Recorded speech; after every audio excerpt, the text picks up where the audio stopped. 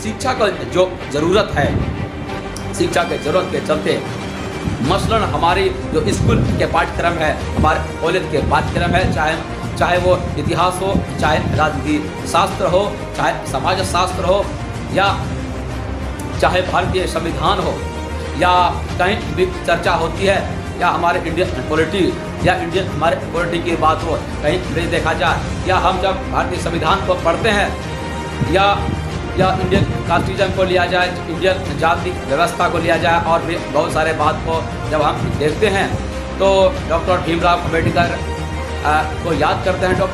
दोस्तों, dear friends, doctor Bhimrao Ambedkar कोई personality नहीं। डॉक्टर भीमराव अम्बेडकर के बारे में जो बातें करने जा रहा हूँ, मैं बिल्कुल ही डेटा की बात नहीं करूँगा, फैक्ट्स की बात नहीं करूँगा, लेकिन मैं चाहता हूँ कि कुछ डेटास को जो है यहाँ पर रखना नितांत आवश्यक है, थोड़ा ज़रूरी है। ये डेटास बहुत ज़्यादा महत्वपूर्ण विद्यार्थियों के लिए नहीं है और हम भारतवासियों के लिए नहीं है, फिर भी हमें समान डेटा की जरूरत सबको पड़ती है, बहुत सारे कारणों से जो महत्वपूर्ण डेटा है, क्योंकि इनमें से कुछ डेटा जो है हमें जानना जरूरी है, क्योंकि हम डॉक्टर भीमराव अम्बेडकर को हम चाहे बेहतर तरीके से समझना चाहें, या उनके कॉन्सेप्ट को समझना चाहें, या उनके बनाए गए भारतीय संविधान को समझना चाहें, या हम अपने भारत को समझना चाहें, या इंडियन कॉन्स्टिट्यूशन सिस्टम को भी हम अगर समझना चाहें, तो उनमें से भी ये डेटा बहुत सारा काम जो करता है, बहुत सारा मदद करता है, इसलिए मैं उस डेटा को रखूँगा। जहाँ तक मेरा मानना कि ये डेटा बहुत सारा ज़्यादा उपयोगी किसी के लिए नहीं है। आज सभी जानते हैं कि यूपीएससी का पैटर्न जो चेंज हो चुका है, और the pattern demands according to the 21st century candidate, और इसी पैटर्न का यूपीएससी जो है ढल चुकी है और विद्यार्थियों से जो है एक्सपेक्ट करती है। बहरहाल ये सारी बातें जो है ये बहुत ही डिफ़िकल्ट है, बहुत ही हाई लेवल की कंसेप्चुअल है, ये समाज विद्यार्थी को समझने में थोड़ी दिक्कत हो सकती है।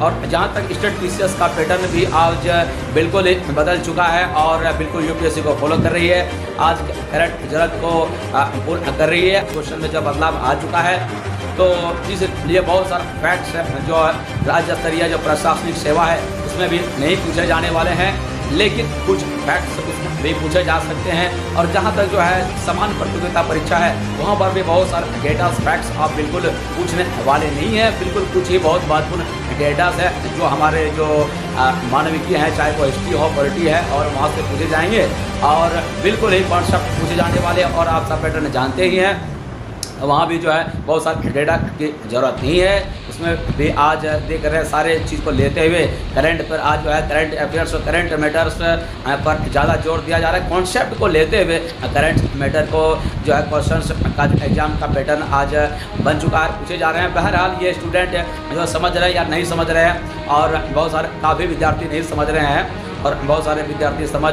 भी रहे हैं। बहरहाल उस बात पे मैं बात नहीं करूँगा। जहाँ तक जो है ये कॉलेज लेवल के जो स्टूडेंट्स हैं या स्कूल लेवल के स्टूडेंट्स हैं, मैं उनको भी बॉदर नहीं करने जाऊँगा और मैं भी उनको मैं पर्सनली भी उसको मैं ज़्यादा रेकमेंड नहीं करूँगा। तो I am not going to in favour of the facts.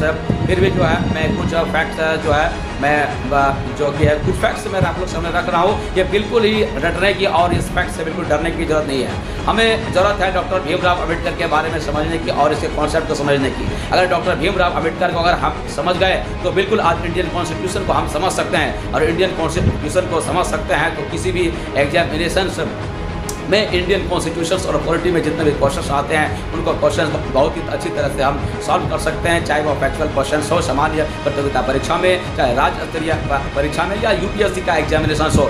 बिल्कुल ही वहाँ पर जो कॉन्सेप्चुअल एग्जाम कॉन्सेप्चुअल बेसिस जो हमारा प्रीलिमिनरी एग्जामिनेशन होता है वहाँ पर भी ये क्वेश्चन हम सॉल्व कर सकते हैं, और मेंस में भी, और हम इसका जो है हम जो है ऐसे में भी जो इसको हम अप्लाई कर सकते हैं। डियर फ्रेंड्स, चलिए डॉक्टर भीमराव अम्बेडकर के बारे में कुछ फैक्ट्स को भी आप देख लेते हैं। The time period of his life is 1891 to 1956. He was popularly known as Baba Saheb. He was popularly known as Baba Saheb. He was an Indian jurist, economist, politician and social reformer. दोस्तों, हम ये सभी जानते हैं कि doctor Bhimrao Ambedkar एक jurist थे, अर्थशास्त्री थे, राजनीति शास्त्री थे और सोशल रिफॉर्मर थे, और भी बहुत सारे गुणों के धनी व्यक्ति हुए थे। उन्होंने दलित आंदोलन को प्रेरित किया, सामाजिक भेदभाव के खिलाफ दलितों के लिए अभियान किए, महिलाओं के अधिकारों का समर्थन किए। वे आज़ाद भारत के पहले कानून मंत्री बने। आज संविधान की रूपरेखा निर्माण में महत्वपूर्ण भूमिका उन्होंने निभाए। Political party schedule caste federation से संबंधित हुए रहे हैं। भारत रत्न भी डॉक्टर भीमराव अम्बेडकर को मिला है। 1956 में बौद्ध धर्म को बाबा साहेब ने अपना लिया अपने अनुयायियों के साथ। दोस्तों, एक विवादास्पद बातें हैं डॉक्टर भीमराव अम्बेडकर के बारे में, मैं इस पर ज़्यादा चर्चा नहीं करना चाहूँगा। जैसे डॉक्टर भीमराव अम्बेडकर मानते थे कि जो भारतीय शूद्र हैं ये आर्य ही थे, और ये क्षत्रियों से ही भारतीय शूद्र की उत्पत्ति हुई थी। डॉक्टर भीमराव अम्बेडकर ने जो है आर्यों के आक्रमण के थ्योरी को नकारा है। दोस्तों, ये सब जो है विवादास्पद बातें हैं। मैं कहना चाहूँगा कि doctor Bhimrao Ambedkar was not a historian. Doctor Bhimrao Ambedkar जो है इतिहासविद नहीं थे, इतिहासकार नहीं थे। ये उनकी अपनी निजी राय है। दोस्तों, एक्चुअली मैं बहुत ज़्यादा डीप में नहीं जाना चाहूँगा। In social science there is nothing full and final, so I am not going to cross the concept of doctor Baba Bhimrao Ambedkar about the concept of the theory of the invasions of Aryans into India. लेकिन मैं दोस्तों आप लोगों को recommend यही करूँगा कि जो हमारे दिल्ली विश्वविद्यालय के जो विद्वान हैं, जो स्टैंड हैं जो आर्यों के बारे में, उस स्टैंड को ही आप चलें तो ज़्यादा बेहतर रहेगा।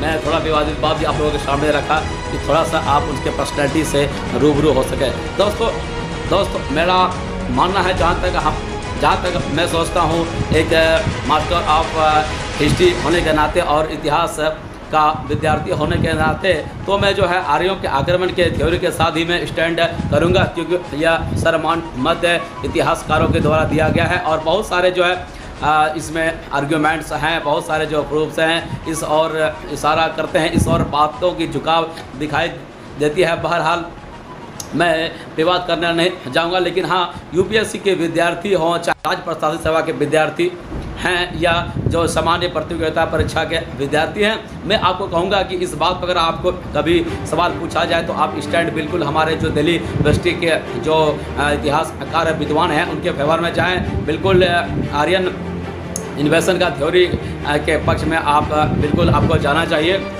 तो इससे मुझे लगता है कि ज़्यादा ठीक होना चाहिए। बहरहाल अगर आपके पास आर्ग्यूमेंट है तो you can take your decision. दोस्तों, डॉक्टर भीमराव अंबेडकर जो एक साप्ताहिक पत्रिका था मुख्य नायक जो मुंबई में प्रकाशित होता था, उनसे भी वे संबंधित रहे हैं, और जैसे और भी पत्रिका हैं, जैसे बहिष्कृत भारत, इक्वालिटी, जनता। डॉक्टर भीमराव अंबेडकर बहिष्कृत हितकारी सभा का स्थापना किए थे। दलितों के सामाजिक आर्थिक विकास और शिक्षा के लिए अंबेडकर ने मनुस्मृति की निंदा की और मनुस्मृति को जलाया। दोस्तों पुनः फैक्ट है पुनः फैक्ट यह बहुत ही इम्पोर्टेंट है। यह सभी विद्यार्थियों के लिए इम्पोर्टेंट है और सबके लिए इम्पोर्टेंट है। यह पुनः फैक्ट 24 सितंबर 1932 को स्वीकृत किया गया था। जो भारत में जो दलित थे उनको जो है इंडियन एक्ट 1935 में SC ST कहा गया, और जब भारतीय संविधान लागू हुआ 1950 के भारतीय संविधान में, तो उनमें भी जो है दलितों को जो है SC और ST का जो है दर्जा दिया गया। दोस्तों, आज़ाद भारत में डॉक्टर भीमराव अंबेडकर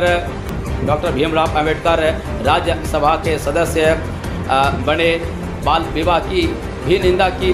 डॉक्टर भीमराव अंबेडकर ने बाल विवाह की निंदा की। मुस्लिम महिलाओं के साथ जो है मुस्लिम समाज में दुर्व्यवहार जो किया जाता था, उसका भी उन्होंने जो है निंदा किया। देखते हैं कि भारतीय संविधान के लिए जब ड्राफ्ट का निर्माण किया जा रहा था, तो उसमें जो है डॉक्टर भीमराव अंबेडकर का काफ़ी महत्वपूर्ण योगदान देखने को मिलता है। Bhimrao Ambedkar was appointed the chairman of the constitution drafting committee and he was appointed by the assembly to write India's new constitution. Doctor Bhimrao Ambedkar को भारतीय संविधान की जो प्रारूप सभा का जो है सभापति उनको बनाया गया। दोस्तों, सभी तरह के भेदभाव डॉक्टर भीमराव अंबेडकर ने सभी तरह के जो भेदभाव जो भारत में थे उनका उन्होंने विरोध किए थे। जैसे डॉक्टर भीमराव अंबेडकर ने भारत में सामाजिक आर्थिक समानता की बात की। इस प्रकार उन लोगों द्वारा बनाए गए संविधान को 26 नवंबर 1949 को संविधान सभा द्वारा अपना लिया गया। डॉक्टर भीमराव अंबेडकर ने आर्टिकल 370 का विरोध भी किया है, जिनमें जम्मू कश्मीर को विशेष दर्जा दिया गया था। दोस्तों, एक बहुत ही गलत धारणा है कि बहुत सारे व्यक्ति समझते हैं कि डॉक्टर भीमराव अंबेडकर एक महार परिवार से जन्म लिया था, तो केवल उन्होंने महारों के हितों की बात की है। नहीं दोस्तों, डॉक्टर भीमराव अंबेडकर ने केवल महार के हितों की बात नहीं की थी और केवल दलितों के हितों की बात नहीं की थी, बल्कि डॉक्टर भीमराव अंबेडकर ने संपूर्ण भारत के हितों की बात की थी।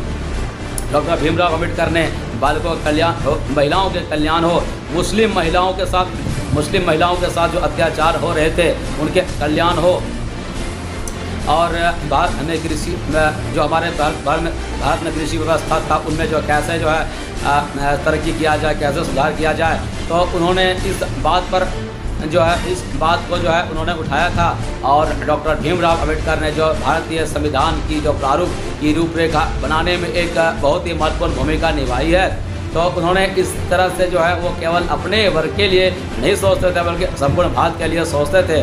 दोस्तों, बहुत सारे व्यक्ति जो है संकीर्ण विचार के होते हैं, वे उनकी दृष्टिकोण उतनी जो है बृहद नहीं हो पाती, जिसके चलते डॉक्टर भीमराव अंबेडकर ये समझ नहीं पाते हैं और ये दोष लगा देते हैं कि वे किसी खास जाति के साथ बिलोंग करते हैं और किसी खास जाति के आइडियल है। दोस्तों, doctor Bhimrao Ambedkar is not an ideal of some specific caste or some specific class, but Dr. Bhimrao Ambedkar is the ideal for whole India and और डॉक्टर भीमराव अंबेडकर जैसे पर्सनालिटी संपूर्ण धरती के लिए, मानवता के लिए एक बहुत बड़ी चीज़ है, एक बहुत बड़ी पर्सनालिटी है।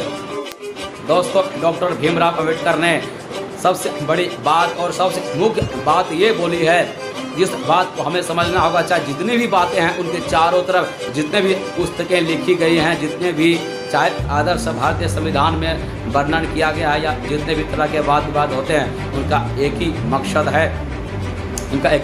है कि समाजवाद, आर्थिक समाजवाद और भाईचारा, जिसकी झलक, जिसकी परछाई हमें इंडियन कॉन्स्टिट्यूशन के प्रियम्बल में दिखाई देती है। और इसे हम समझने की ज़रूरत है और हम इसे हमें समझने की ज़रूरत है और इसे हमें एक बृहद दृष्टिकोण विकसित करके हम समझ सकते हैं। डॉक्टर भीमराव अंबेडकर के बारे में जितने भी बातें की जाए वो कम है। डॉक्टर भीमराव अंबेडकर ना भारत के लिए एक ईश्वर तुल्य है, एक महान पुरुष हैं। डॉक्टर भीमराव अंबेडकर इस संसार के लिए, इस धरती के लिए एक महान विभूति, एक महान व्यक्तित्व हैं। डॉक्टर भीमराव अंबेडकर को सत सत प्रणाम, सत सत नमन। Thank you very much, thank you very much, thank you dear students, thank you for watching my YouTube channel Devar study centre.